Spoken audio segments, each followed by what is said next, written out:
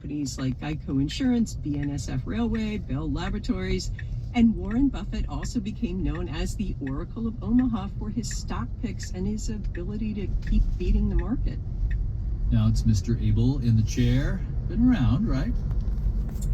Yeah, Abel is hardly a newcomer. He was already vice chairman of Berkshire Hathaway. He ran the companies it owns outside of the insurance business, and he's been a more active manager than Warren Buffett, who's pretty hands-off. At Berkshire's annual meeting in 2025, Abel said he would keep advising the leaders of Berkshire's various businesses. But if there's opportunities to see where maybe seen something in another business or an opportunity I may see in their industry, we're going to discuss it and see if that's something we should pursue or are we properly addressing the risk. And Nancy, how Warren Buffett invests is the subject of entire libraries. How's the new guy go about it? Yeah, over the years, Berkshire Hathaway bought such a variety of companies that in some ways it's seen as a bellwether of the U.S. economy, and Berkshire is sitting on a pile of cash. Buffett has been selling stock, and Abel doesn't seem to be in a rush to go out and spend that money in the market. He says Berkshire's cash is an enormous asset that'll be a cushion if there's an economic downturn. All right, Nancy, thank you. Let's do the numbers. The NASDAQ index went up more than 20% in 2025. The S&P 500 index went up 17%. Grand morning. The time is about 7 a.m. I've just left the Home Depot. Man, I was saying in my other video, customer service has gone way down in these large box stores from Walmart to Home Depot. My first time coming to both of them this early in the morning. And, you know, you'd think these stores, especially these large box stores, would open up when they say they're going to open up and they would have the right people in there. I guess the people were late. There was nobody in there. They had all the machines off. It was horrible. But I'm listening to the as I run my errands this morning, I'm listening to talk radio on the way back home.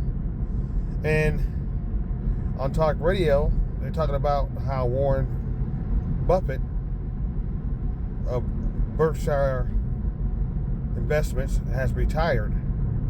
Warren Buffett has retired. The gentleman is in his 90s now.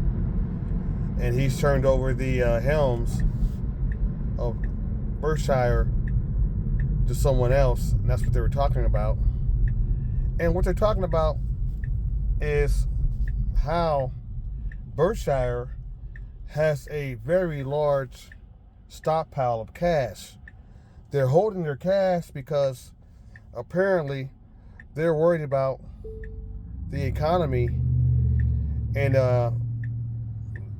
they're actually saving their cash because they're possibly worried about a possible stock market downturn.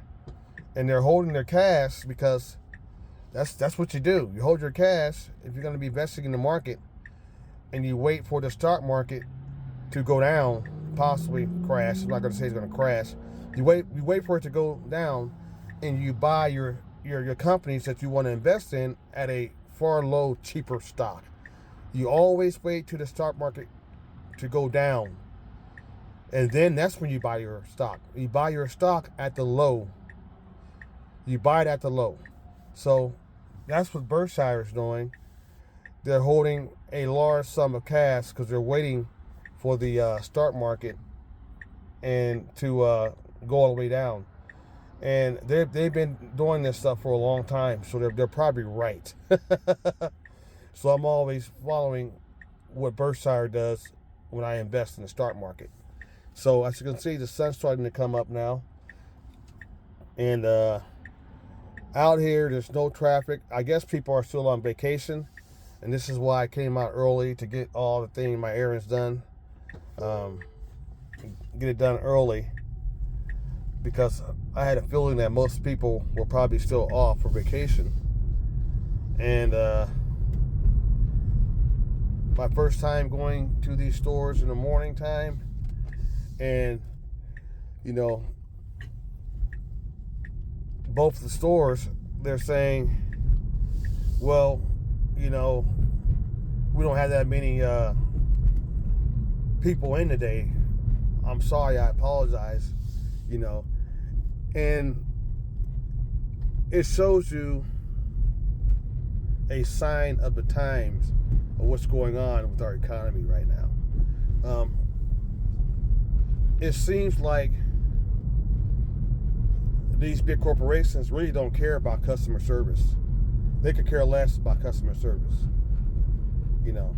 So it's all about, we'll save money if it even means that we'll let our quality drop on customer service. We don't care. And that's where we are in 2026. That's what I'm seeing. So my experience today running my errands. So, you know, I'm always observant on what's going on in our economy, at the stores, prices, everything. So you guys have a nice Friday, second day of 2026.